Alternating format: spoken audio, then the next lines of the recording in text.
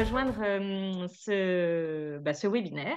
Donc, je suis en compagnie de Sarah et d'Elisabeth. Je vais vous présenter toutes les deux. Juste un petit récapitulatif de cette semaine de sensibilisation au deuil périnatal. Donc, l'association Agapa a choisi comme fil rouge la grossesse d'après cette année. Donc, nous avons organisé un webinaire lundi qui nous a permis de mieux comprendre comment se vit cette grossesse d'après.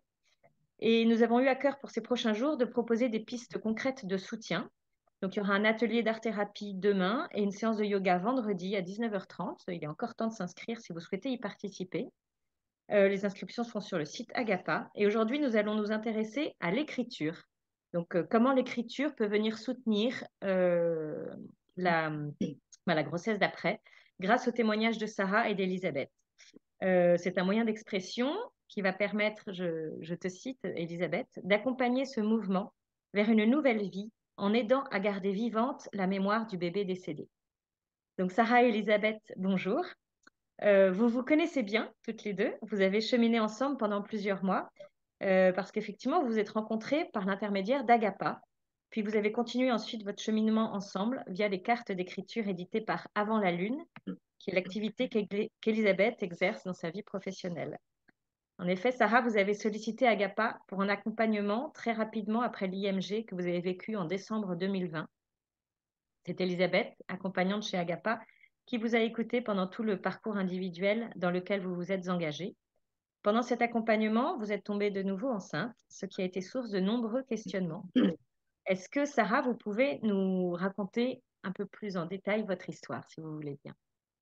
Oui, merci Servane. Bonjour à toutes les deux et bonjour à tous et à toutes. Merci beaucoup pour cette invitation.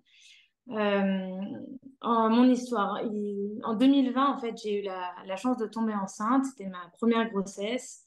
Nous attendions ce moment depuis très longtemps et on était très heureux. Le début de grossesse s'est relativement bien passé et voilà, on était sur notre petit nuage jusqu'à la fameuse échographie du deuxième trimestre. Et à ce moment-là, c'était très difficile car on a appris que notre petite fille qui allait naître avait une malformation, une hernie de coupole diaphragmatique et que son pronostic vital était engagé. À ce moment-là, on s'en est suivi vraiment des longs mois, des longues semaines d'attente, de consultation. On habitait à l'étranger, à Luxembourg. On a été rapatriés. On nous a demandé de déménager en France parce qu'il y avait un projet possible avec Necker. Et c'est vrai que ça a été voilà, des moments assez difficiles. J'ai eu une opération in utero en décembre car voilà, j'avais un corps médical qui nous suivait et portait en fait cette grossesse et pensait que ce serait possible en fait de faire vivre notre petite fille dans de bonnes conditions par la suite, même si le parcours s'annonçait relativement compliqué. Donc après cette opération in utero, je dois dire qu'on est presque passé par une phase un peu de lune de miel en espérant que tout allait bien se passer. Et voilà, fin d'année 2020, comme vous l'avez mentionné, Servane, voilà, tout s'est un peu effondré. On a eu des mauvaises nouvelles, la poche des os s'est fissurée. Et voilà, tout ce qu'on nous disait en fait jusqu'à présent avec ce diagnostic plutôt presque positif est devenu relativement noir. Et on nous expliquait que voilà, notre petite fille allait avoir beaucoup de mal à survivre et allait beaucoup souffrir. Donc, on a pris cette terrible décision d'arrêter la grossesse dans le 8e mois. Voilà, donc j'ai vécu un accouchement à la fois magnifique et très difficile. On a rencontré notre petite fille et voilà. Et à la sortie de l'hôpital, j'ai senti que j'avais besoin donc d'Agapa, que j'avais une des sages-femmes qui m'a accompagnée et qui a été une aide extraordinaire m'a parlé de l'association et m'a conseillé d'écrire. Euh, voilà, Elisabeth a répondu à ma bouée lancée et on a commencé à échanger. Voilà, ça a été des mois très compliqués pour moi car j'étais vraiment dans une phase où voilà, tout était vain, j'avais plus grand-chose à quoi me raccrocher et j'espérais vraiment secrètement qu'un bébé viendrait m'aider pour avoir un peu plus de douceur et avoir des choses à me raccrocher. Et voilà, et en fait, j'ai eu la très bonne nouvelle au bout de 3 mois d'attendre un petit garçon, Raphaël. Et donc, ma petite fille s'appelait Victoria. Donc, voilà pour l'histoire en résumé. Merci beaucoup, Sarah, de nous partager ces moments douloureux. Et on va parler de l'écriture aujourd'hui. Du coup, est-ce que à ce moment-là, vous aviez déjà écrit? Au moment du diagnostic de Victoria, donc au moment de l'échographie morphologique, j'ai commencé tout de suite en fait à spontanément écrire, lui écrire des lettres, lui raconter chaque étape. Et à ce moment-là, en fait, ça m'aidait beaucoup à avoir de l'espoir et je me disais, ce cahier, je lui montrerai, je lui expliquerai. Et donc, en fait, ça m'aidait beaucoup, même à ce moment-là du combat qui était difficile.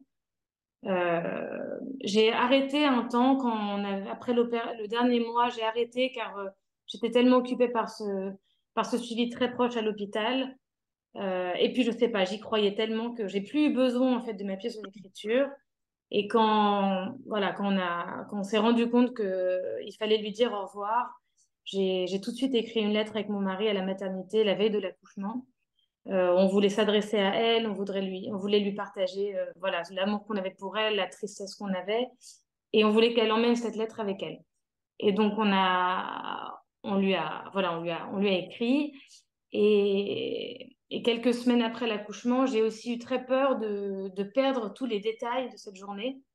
C'était quelque chose qui était, je sais, c'était tellement vif. Je me disais que c'était impossible d'oublier la moindre seconde de cette journée. Et en même temps, je sentais que les choses parfois sont moins claires dans l'esprit. Donc, j'ai tout pris par écrit pour être certaine de garder une trace. Mais une fois que ce récit était terminé, je n'ai plus du tout voulu écrire ou même plus vraiment voulu regarder les lettres que je lui avais écrites pendant la grossesse. C'était douloureux à ce moment-là. Et ensuite, à la fin de mon cheminement, en fait, donc l'accompagnement individuel que j'ai suivi avec Elisabeth, quand je lui ai annoncé que j'étais enceinte, elle m'a proposé et pourquoi pas l'écriture maintenant. Euh, donc c'est là que j'ai commencé à écrire pendant la grossesse d'après, justement. Donc quand j'attendais Raphaël, je pense que c'était vers la fin du premier trimestre. D'accord. Oui. Parce que justement, donc Elisabeth, toi, tu as une passion pour l'écriture. Tu as créé donc Avant la Lune. C'est une aventure familiale qui permet aux femmes enceintes de rédiger un journal de grossesse grâce à des cartes questions. Puis, si elles le souhaitent, d'éditer tout cela dans un beau livre que tu réalises avec ta fille qui est graphiste. Est-ce que tu peux nous expliquer un peu la genèse de ce projet Avant la Lune? Mhm. Oui, ça résonne quand Sarah parle en fait, d'écriture pendant sa grossesse. Et en fait, je pense que le tout début, mais ça c'est vraiment en relisant avec le recul, je reviens à ma première grossesse. Donc, je suis maman de 4 enfants qui sont adultes. Enfin voilà, il y a beaucoup de temps qui a passé et je me souviens que cette première grossesse qui s'est passée voilà, qui était une grossesse heureuse sans problème. Et il y avait juste à la... Et en fait, j'écrivais pendant cette grossesse. Il y avait vraiment cette envie oui, de coucher un peu sur papier les émotions que je vivais, les petites anecdotes du quotidien, etc. Mon mari aussi participait par moments. Enfin voilà, c'était vraiment quelque chose d'assez sympa et ludique. Et en fait, vers la fin de la grossesse, il y a eu, enfin voilà, un déménagement, enfin une nouvelle hôpital, une suspicion de cancer du sein. Enfin, il y a tout plein d'événements qui se sont précipité où ça virait un petit peu dans le traumatique, enfin pour moi, séparé des révélations avec le bébé, etc. Enfin voilà, tout s'est bien terminé, mais en fait, je pense que c'est vraiment cette traversée aussi de difficultés enfin pendant cette grossesse où j'ai pu faire l'expérience que voilà, avoir ce temps d'écriture où je couchais sur papier tout ce que je traversais, tout ce qu'on traversait, dans le souci aussi de le transmettre un jour à mon fils, un peu sa préhistoire, etc. Donc voilà, donc on a gardé ce journal de grossesse qu'on a évidemment donné à notre fils quand il était adulte. Voilà, ça c'était une première histoire. Et après, je pense que vraiment ce projet, que c'est une convergence un petit peu de mon parcours personnel et d'expériences professionnelles que j'ai pu avoir. Enfin voilà, j'ai une formation de conseillère conjugale et familiale et c'est vrai que dans ce cadre-là aussi, je me suis toujours prioritairement enfin intéressée ou passionnée pour tout ce qui touchait à la grossesse, mais vraiment dans cette formation aussi, tous les stages, etc. Le mémoire, ça portait sur l'ambivalence dans la grossesse et la maternité. Enfin, c'est vraiment la grossesse dans tous ses états. Et je crois que voilà, mon intérêt allait vraiment pour les zones grises un petit peu, enfin pour aussi quand on prend le symbole d'avant la lune, le symbole de lune, un peu ce qui est derrière, enfin la face cachée parfois, qui peut pas toujours être exprimée parce que voilà une certaine pression sur la femme enceinte, le bonheur qu'elle doit rayonner, etc. Donc je pense que c'est voilà, c'est ça qui m'habite un peu, voilà, de permettre l'expression de ce qui peut être plus difficile, plus douloureux, etc. Et donc, je pense que, voilà, avec beaucoup d'années après, il y a eu cette convergence et ce désir de proposer à mon tour aux femmes enceintes d'écrire, enfin l'écriture de leur journal, de leur livre de grossesse. Et évidemment, c'était aussi un projet qui était pensé avec ma fille, voilà, une histoire de mère-fille aussi, voilà, parce que c'est elle qui s'occupe de la mise en forme. Et en fait, je me suis très rapidement rendu compte que c'était peut-être important, enfin, je trouvais que c'était important de pas seulement proposer l'écriture, mais aussi de donner des balises, enfin, un petit peu des pistes de réflexion, enfin, de manière un peu ludique à travers ces cartes, donner des impulsions un petit peu voilà, à travers ces cartes. Donc,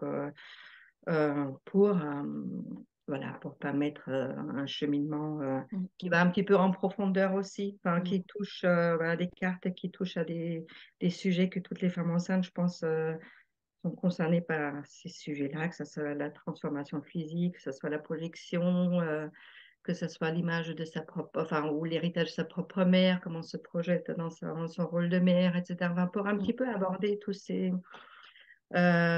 aspects. Ouais. Et puis, avec toujours ce souci de permettre que tout puisse être dit. Enfin, voilà, que les difficultés et l'ambivalence qui se Ouais. retrouvent aussi dans toute grossesse puissent être exprimées. Donc, D'autant plus dans une voilà. grossesse d'après, en fait, Et d'autant effectivement, où plus dans une... l'ambivalence des sentiments est Tout à fait. encore plus exacerbée, quoi. Oui. Tout à fait. Alors, c'est vrai que c'était pensé vraiment pour toutes les grossesses possibles et la rencontre avec Sarah a fait vraiment, pour la première fois, m'a fait aller aussi à proposer dans l'écriture pour spécifiquement cette grossesse d'après, quoi. Donc, c'était vraiment une première rencontre où j'ai pu saisir, enfin, voilà, toutes les problématiques qui découlent. Voilà, que les femmes de nouveau enceintes traversent dans cette nouvelle grossesse après un deuil périnatal. Et donc, où j'ai trouvé d'autant plus utile, enfin, encore D'aller explorer un peu de les proposer zones ça. d'ombre, Oui, comme tout tu à fait. disais tout à l'heure, ce qu'on ne s'autorise pas forcément à dire en public, en fait, hein, Tout si, à si fait. je comprends bien, Oui, oui, oui, oui. pouvoir aller les déposer sur le papier. Est-ce que Sarah, c'est quelque chose aussi que vous avez ressenti, justement, de ne pas pouvoir exprimer au grand public ce que vous ressentiez et euh, que l'écriture vous a aidé justement à pouvoir coucher un peu sur le papier Oui, oui, tout ce que dit Elisabeth résonne. Ce qui est par rapport à justement le fait de pouvoir s'exprimer, je pense que euh, j'ai eu la chance d'avoir un entourage très bienveillant et qui a beaucoup pris soin de nous après l'accouchement de Victoria. Et j'ai ressenti un immense soulagement quand ils ont appris qu'on attendait Raphaël. Mais c'est vrai qu'à partir de ce moment-là, j'ai trouvé ça plus difficile, un petit peu plus difficile de leur parler d'elle en fait, car voilà, peut-être que c'était moins clair pour eux, qu'il y avait cette ambivalence des sentiments qui était permanente, osciller entre chagrin et espoir dans la même minute ou tout au cours de la journée, c'était quand même quelque chose qui était dans mon quotidien, qui était très fort. Et c'est vrai que parfois je sentais un peu voilà, qu'on comprenait pas forcément toujours comment je pouvais être toujours aussi triste alors qu'il y avait c'est une nouvelle Mm. incroyable qui arrivait. Et parce il y a vraiment plusieurs choses. Et après, c'est propre à chacun, mais il y a le chagrin et ce deuil qu'on continue de traverser. La nouvelle grossesse ne permet pas enfin, ne clôt rien. Et, et donc, il y a la tristesse de cet être qui nous manque. Et après, avec la grossesse de Raphaël, il y a de la joie, il y a beaucoup d'espoir, mais il y a aussi beaucoup de crainte. car on ne peut pas s'empêcher. Enfin, je sais que moi, je passais mon temps à faire des parallèles, mais bah, telle semaine, on en était à là, telle semaine. Et toutes ces inquiétudes, ces stress, ou quand un proche nous dit de bien faire attention, alors qu'évidemment qu'on fait bien attention et qu'on est terrifié, Mm. encore plus que, on a du mal à porter le stress des autres et on a du mal aussi à en parler parce que je pense que eux ont aussi envie d'avoir cette bouffée d'air frais et cette joie de nous voir, avoir cette chance de pouvoir être heureux de nouveau. Donc c'est vrai que l'écriture, je trouve, permet de se sentir libre et de mettre des mots sur les choses, de les exprimer sans jugement, même si je pense pas qu'il y ait du jugement, mais voilà, Sans faux semblant, peut-être, en fait. voilà. Ouais. Et donc c'est vrai que moi, ça m'a beaucoup aidé. Ça m'a énormément aidé en fait à accepter et à mettre des mots sur cette justement double émotion.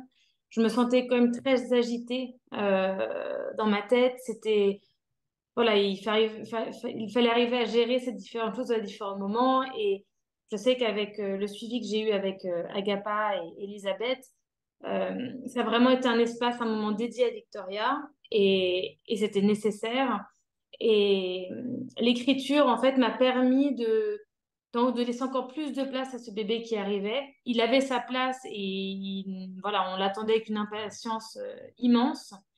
Mais c'est vrai que voilà, de m'adresser à lui en plus de la communication qu'on a en permanence avec son bébé in utero, voilà, de le formaliser par écrit, je trouve que c'était assez puissant.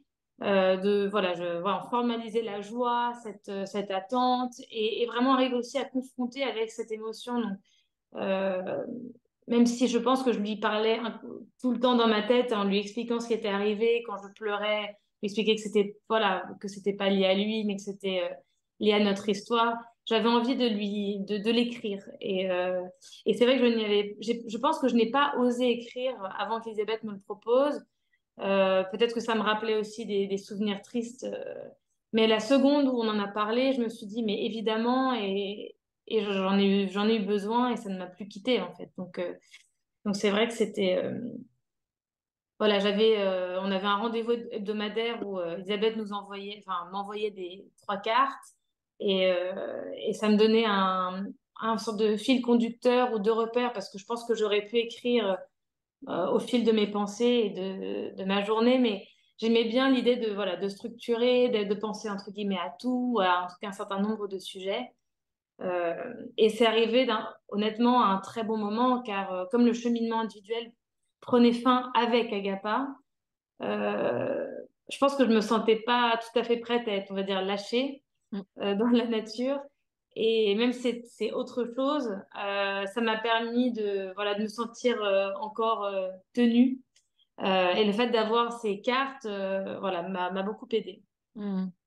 Parce que et donc, inspirée. du coup, Elisabeth, comment tu procèdes, toi, enfin, tu envoies des cartes, là, j'imagine, un peu Mm. spécifiquement sur la grossesse d'après, mais est-ce qu'il y Oui. a un entretien préalable? Comment ça fonctionne? Oui, alors, juste pour revenir, en fait, moi, à la fin de l'accompagnement avec Sarah, effectivement, quand elle m'avait annoncé qu'elle était de nouveau enceinte, donc ce qui était une grande joie, et euh, l'accompagnement touchait presque à sa fin, et effectivement, j'ai ressenti aussi enfin, je me suis dit, mais enfin, on peut pas, enfin, je veux pas la lâcher. Enfin, c'est un petit peu comme ça. Enfin, je voyais un petit peu tout ce qui se profilait pour elle avec cette traversée de cette nouvelle grossesse. Et j'ai vraiment fortement senti ce besoin d'être, oui, d'avoir encore un espace où justement les deux réalités allaient se juxtaposer, où il y a encore comment dire, le processus de deuil. Enfin, elle était encore dans ce processus ou dans cette phase de deuil. Et en même temps, cette nouvelle phase de nouvelle grossesse où en gros, il y a un petit peu deux phases de vulnérabilité, un petit peu qui se juxtaposent et qui se croisent. Et en fait, donc voilà, je m'étais permis de lui proposer ça. Et c'est vraiment à ce moment-là que j'ai modifié, que j'ai élargi les cartes. Alors, les cartes grossesse dont je parle, c'est vraiment juste des piste de réflexion, c'est parfois une phrase qui commence, enfin voilà, et à finir sur les émotions, sur le ressenti, sur des choses très concrètes aussi, etc. Et donc voilà, pour revenir à ce que tu as demandé, donc effectivement, au début, il y a un entretien avec la personne en question, donc qui désire se lancer dans l'écriture pour bien, déjà pour faire connaissance, pour bien appréhender aussi les circonstances, les particularités peut-être de sa grossesse, ce qui, voilà, pour Sarah en l'occurrence, c'était cette grossesse après un deuil périnatal. Et pour moi, pouvoir compléter ou comment dire, ajouter des cartes ou des propositions supplémentaires au tronc commun qui concerne un peu toutes les femmes enceintes. Enfin voilà, quel que soit le vécu, que ce soit une grossesse pathologique, etc. Il y a un tronc voilà, de mes questions que j'envoie. Donc, j'essaie de le faire de manière aléatoire pour pas qu'il y ait de même, comment dire, de même fil pour toutes les femmes. Donc, j'envoie une fois par semaine par mail 3 petites cartes. Et donc, quand il y a une situation particulière comme pour Sarah, j'ai vraiment conçu pour tout ce qu'elle décrit, pour tous les sujets qu'il a travaillé, que ce soit le tiraillement, enfin l'ambivalence, la solitude, le décalage avec les autres mamans qui n'ont pas vécu de deuil périnatal, enfin la rêverie maternelle parfois qu'on s'interdit parce que c'est plus difficile, parce que voilà, la maman enfin la femme enceinte peut se dire, voilà, je ne vais pas investir parce que je ne sais pas de toute manière si ça marchera cette fois-ci. Enfin, il y a beaucoup, beaucoup de sujets qui différencient ces grossesses-là d'une grossesse entre guillemets normale, enfin voilà,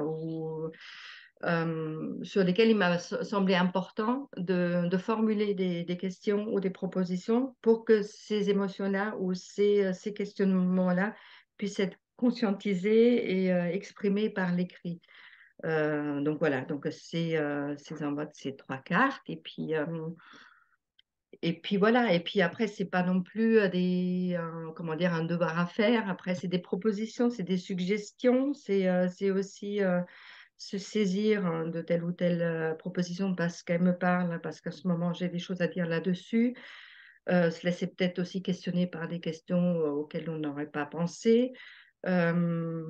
Mettre une carte de côté parce qu'en ce moment, ça ne me parle pas, mais au stade où je suis de ma grossesse, c'est peut-être pas d'actualité, mais si ça se trouve dans 2 semaines, enfin, dans 2 mois, voilà, j'en serai à un autre point et puis j'aurai des choses à lui dire là-dessus. Donc, voilà, c'est vraiment cette invitation aussi à manipuler ces cartes avec beaucoup de liberté, un petit peu aussi, un peu de...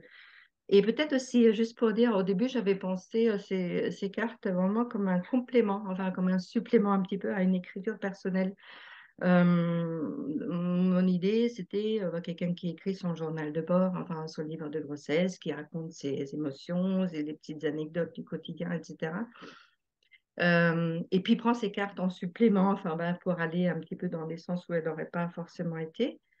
Et en fait, je me suis rendu compte ça peut être les deux. Enfin voilà, qu'il y a des femmes qui se basent vraiment sur ces cartes-là pour écrire à partir de ça, où ça constitue un petit peu une structure. Et c'est pas grave, voilà, très bien. Enfin voilà, c'est des paragraphes, enfin c'est comme un journal de bord, quoi. Il n'y a pas forcément de suite logique, mais c'est vraiment l'évolution de la grossesse. Et donc je pense que vraiment, il peut y avoir ces deux utilisations un petit peu des cartes. Donc, Sarah, c'est un peu comme ça que vous avez vécu les choses, effectivement, de pouvoir piocher parmi les propositions d'Elisabeth. Oui, tout à fait. Déjà, j'ai beaucoup apprécié avoir les 2 types de cartes, hein, parce que, comme on l'a déjà évoqué, c'était important pour moi de faire écho à cette première histoire, à l'histoire de notre petite fille, de ne pas l'enfouir et vraiment prendre le temps de d'écrire à ce sujet. Et en même temps, j'avais envie aussi de prétendre à, voilà, aux cartes, on va dire, plus classiques et qui me permettaient en fait de m'évader, de retrouver peut-être un tout petit peu d'insouciance ou de légèreté quant au sujet qui est magnifique. Alors, personnellement, j'adore la maternité et j'adore être enceinte malgré le fait que ça peut être source d'angoisse. Et voilà, j'ai beaucoup aimé avoir ces deux cartes. Effectivement, bon, au début, j'avais un protocole assez scolaire. Je les recevais, je les traitais parce que j'avais juste envie d'écrire et que ça m'inspirait. Et puis, c'est vrai qu'à des moments, j'ai senti voilà, que c'était pas forcément voilà, le moment où j'avais pas forcément envie d'écrire à ce sujet-là aujourd'hui. Donc, je les gardais pour plus tard. Et il y a aussi certaines questions qui sont revenues, par exemple, une deuxième fois, peut-être 3, 4 mois plus tard. Et c'est vrai que c'était intéressant parce que ça permettait d'y répondre et on voyait bien que, voilà, il y a un cheminement qui se fait au cours de la grossesse. Et donc, c'était assez riche de pouvoir comparer. Donc, c'est vrai que, voilà, ça m'a bien plu de fonctionner comme ça. Je m'en suis plus servi, comme l'évoquait Elisabeth, une structure. J'ai peu écrit à côté. Je pense que je passais beaucoup de temps. Parfois, je développais beaucoup sur une question qui peut-être n'attendait pas forcément autant de texte, mais ça me permettait vraiment de constituer tout ce que j'avais à dire. Euh, et donc ça, c'était vraiment très bien. Ça m'a beaucoup aidé. Et donc, et aujourd'hui, est-ce que l'écriture est devenue une habitude pour vous, Sarah, ou est-ce que vous avez continué ce journal de bord? Alors oui, donc après l'accouchement de Raphaël, j'ai vraiment aussi voulu reconsigner tout ce qui s'était passé pour ne rien perdre. Et donc, je l'ai ajouté un peu comme une dernière carte au livre qu'Elisabeth et sa fille ont pu me préparer. Et en fait, j'ai entamé juste après un cahier où j'ai écrit à Raphaël depuis sa naissance. Et j'écris encore aujourd'hui. Alors, j'écris un peu moins fréquemment aujourd'hui que les premières semaines et les premiers mois. J'ai pris l'habitude de faire écrire à son papa quand il en a envie, ou à des membres de la famille, ou à des amis. Et voilà, j'y raconte voilà, ses journées, ses premières fois, ses étapes, qui il voit, ce qu'il dit. Et en fait, j'y suis très attachée à ce cahier. Et je suis contente parce que c'est vrai que je me dis que voilà, je lui offrirai plus tard. Tout comme le premier, celui de ça, j'ai bien aimé le mot, Elisabeth, que vous avez dit tout à l'heure, sa préhistoire.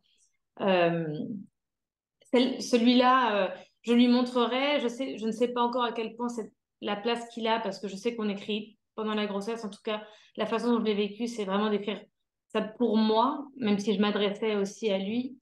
Euh, mais en tout cas, voilà, il y a ces deux petits récits qui peuvent l'aider. Et c'est vrai que moi, enfin, je trouve ça très puissant et très agréable de les avoir encore, en fait, parce je trouve qu'on a envie de toujours être capable de ressentir ce qu'on a ressenti à un instant T, et même si les sentiments restent très forts, surtout quand il y a des traumatismes qui sont en jeu, il y a des petites subtilités qu'on est très content de retrouver. Et un autre point que j'ai vraiment constaté en écrivant grâce aux cartes d'Elisabeth, pendant la grossesse, je me suis rendu compte de craintes que j'avais, mais que je ne savais pas que j'avais. En relisant après la naissance de Raphaël ce journal de bord, je me suis rendu compte à quel point il y avait des choses qui me faisaient peur, mais je ne m'en étais même pas aperçue en les écrivant. Et donc c'est vrai que voilà, c'est aussi une prise de conscience et voilà, au-delà d'un héritage pour cet enfant, je trouve que c'est vraiment thérapeutique. Ouais. Et là, vous êtes de nouveau enceinte, je crois, Sarah. Est-ce que vous avez Oui. écrit pour cette grossesse-là? Alors oui, j'ai la chance d'attendre un nouveau bébé. Euh, et depuis le début de la grossesse, je pense à écrire, mais j'ai un peu tardé à le faire. J'avais envie et en fait, j'ai commencé à écrire au moment où j'ai commencé à ressentir des angoisses qui sont revenues assez fortes, qui correspondent forcément à des périodes voilà, qui me rappellent ma première grossesse. Donc, juste avant l'échographie morphologique, les 4, 5 semaines avant étaient assez compliquées. Et j'ai senti ce besoin, en fait, de me réadresser à ce bébé via l'écriture. Donc j'ai commencé. Voilà. Et, et ça m'aide. Donc, je pense que c'est un allié puissant. Merci, Oui, merci beaucoup. oui. Euh, Excuse-moi, Sarah, mais vas-y, vas-y, je t'en prie. peut-être pas suffisamment approfondie, justement, en écoutant Sarah. Euh, cet aspect aussi d'émotions ambivalentes, justement toute cette ambivalence pendant cette grossesse d'après, qui se joue oui, où il y a toujours un vécu, un petit peu de tension entre deux réalités, quoi. À la fois, bon, alors c'est évidemment toute la peur hein, d'une nouvelle perte qui s'installe très rapidement, cette perte d'insouciance que dont parlait Sarah, quoi, euh, voilà, qui crée aussi un décalage avec d'autres mamans, voilà, où c'est pas ressenti pareil. On est dans quelque chose de beaucoup plus grave et plus retenu peut-être parfois aussi. Mm. C'est vrai que même si là, je parle pas de Sarah, mais de manière générale, il peut quand même y avoir aussi enfin, un ralentissement ou une difficulté de vraiment investir cette nouvelle grossesse, pareil, de peur, quoi, de dire si je m'attache et si de Ouais. nouveau je le perds, enfin voilà, Ouais. c'est compliqué. Donc, et du coup, la rêverie maternelle aussi que traverse un peu chaque femme enceinte, de s'imaginer, de se projeter aussi qui peut se retrouver ralenti parce que voilà, c'est juste compliqué quoi, de se projeter aussi matériellement. Souvent, il y a des préparatifs qui se font beaucoup plus tardivement que pour une grossesse. Voilà, une grossesse, excusez-moi du terme, enfin normale par rapport à une grossesse après un deuil périnatal. Et donc il peut y avoir facilement aussi, je crois que une culpabilité aussi vis-à-vis du bébé qu'on porte, à se dire, bon, ben, en fait, je m'y attache pas comme pour celui que j'ai perdu, pas aussi rapidement. Je passe des moments de tristesse, donc est-ce qu'il va en pâtir, est-ce qu'il va le ressentir?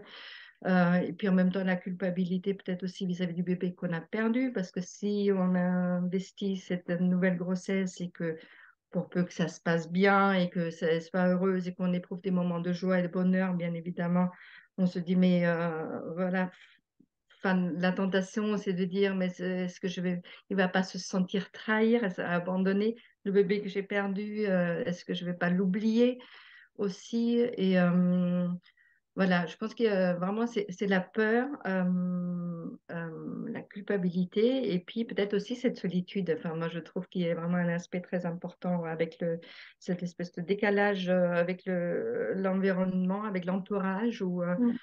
euh, voilà, après tout ce que tu as traversé maintenant, tu es enfin enceinte, t'es de nouveau enceinte, mais pourquoi c'est encore, voilà, pourquoi tu es encore triste? Enfin, voilà, je pense qu'il y a encore d'autant plus une Mm. pression, enfin une injonction de l'entourage qui fait que c'est l'espace pour dire que c'est encore par moment on est triste, il y a encore voilà, un manque, enfin c'est difficile et douloureux.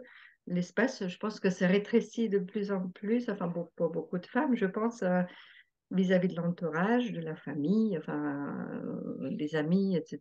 Il peut y avoir le décalage aussi, comme j'ai dit, avec les autres femmes enceintes. Mm. Il peut y avoir le décalage aussi à l'intérieur du couple, où aussi ça peut, voilà, de par les variations de rythme, quand peut-être que, je ne sais pas, je ne fais pas de généralité, mais ça peut être aussi le cas où ce sentiment que voilà, l'autre n'a plus vraiment envie, on n'y est plus, parce que maintenant il y a cette nouvelle grossesse qui est là. Donc je trouve que enfin j'ai le sentiment qu'il y a souvent beaucoup de solitude et puis de manque d'espace pour pouvoir encore dire l'ambivalence, enfin la tristesse, etc. Et donc je vois, voilà.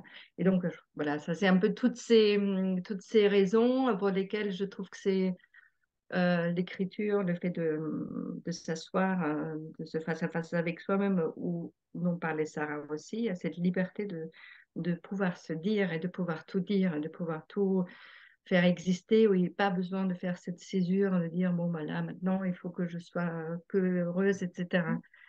Et enfin, voilà, dans cet accompagnement d'écriture avec Sarah, j'ai vraiment senti ça, que l'écriture, l'espace d'écriture et de ce Mm. livre propose ou peut proposer vraiment un espace large, enfin, voilà, pour un temps, parce qu'il ne s'agit pas de rester dans le deuil et dans le passé, mais pour ce temps de passation, enfin de transition, tant qu'il y a encore des séquelles, un petit peu des restes de deuil, enfin même si c'est jamais fini, sont présentes. eh ben, on a le droit, enfin, l'écriture permet, on peut littéralement, enfin voilà, matériellement inscrire quelque chose de ce vécu et l'exprimer. Et en même temps, Et en même voilà. temps, créer un lien avec le Oui, bébé aussi. oui, et en même temps, voilà, comment s'autoriser aussi à davantage investir cette nouvelle grossesse sans culpabilité. Mais en Mm. nommant la culpabilité, c'est culpabilité il y a quoi. En fait, c'est juste une invitation à exprimer toute la réalité telle qu'elle Ouais. existe, je pense, peut exister pour la femme dans ces moments-là. Donc, c'est cet espace de coexistence, enfin voilà, et Et de transition. Ouais. Je sais pas si c'est puis, clair. je voulais juste rajouter, je pense que enfin, il y a aussi plein de choses qui rentrent en compte, comme la proximité de cette nouvelle grossesse par rapport au deuil périnatal. Mm. Euh, c'est vrai que quand j'ai eu la chance de retomber enceinte, c'était vraiment très proche de la date d'accouchement, donc c'était un cadeau inespéré et magnifique. Mais c'est vrai que la violence du deuil est encore très, très ancrée, très présente et laissait vraiment peu d'air à arriver à se dire ça peut bien se passer. Et même si, par exemple, j'ai encore cette chance de revivre une grossesse aujourd'hui qui se passe bien, les angoisses reviennent à des moments, mais comme on est un petit peu plus loin dans le deuil, le temps a passé, il y a eu la joie d'avoir une grossesse qui a abouti avec un bébé en bonne santé. Euh, voilà, les craintes sont différentes, il y en a, elles surgissent, mais du coup, l'écriture permet de toutes les formes d'expression possibles et permet toutes les intensités. Donc, c'est vrai il n'y a pas de cadre finalement, et je pense que ça permet aussi aux personnes qui ne peuvent pas se confier de la façon dont elles aimeraient se confier à l'entourage, de trouver une oreille finalement quelque part. Mm. Ouais, c'est une oreille différente. Quand on avait préparé ce live, Sarah, vous m'aviez parlé, effectivement, c'est une oreille différente, en fait, Mm. qui permet de... Enfin, voilà, beaucoup de choses, comme vous Ouais. l'avez expliqué toutes les deux. Euh, Merci beaucoup. Est-ce que vous voulez ajouter quelque chose l'une ou l'autre? Je vois qu'il y a quelques questions, notamment sur comment se procurer ces cartes d'une manière très pratique. Elisabeth, est-ce que tu peux Eh ben, donner, ça rappeler passe par mon site internet. C'est www.avantlalune.fr. Ok. Ah non, il n'y a pas www, excusez-moi, c'est avantlalune.fr. Avantlalune.fr. Justement, c'est Ok. toute la différence. Mais voilà, c'est aussi à trouver sur mon compte Instagram. D'accord. Euh, donc Donc, voilà, elles peuvent te contacter. Les personnes qui le souhaitent peuvent te oui, tout à contacter. fait. Et puis, Tout à d'accord. fait. Très bien. Vraiment un très grand merci toutes les deux du témoignage que vous avez apporté aujourd'hui. J'espère que voilà, les personnes qui nous ont regardés auront pu trouver un soutien dans cette idée d'écriture. Voilà, il y aura un replay disponible pour les personnes qui n'ont pas pu se connecter à partir de la semaine prochaine sur le site agapa.fr ou la chaîne YouTube Agapa. Voilà. Voilà. Merci à toutes les deux. Merci beaucoup. Merci à toi, Servane. Et puis à très bientôt. Donc pour l'art-thérapie, la séance d'art-thérapie demain à 19h30, la séance de yoga vendredi à 19h30 et puis un point juridique également vendredi à 10h. Voilà. Merci beaucoup à tous et à toutes. Au revoir. Merci. Bonne Au journée. revoir. Au revoir.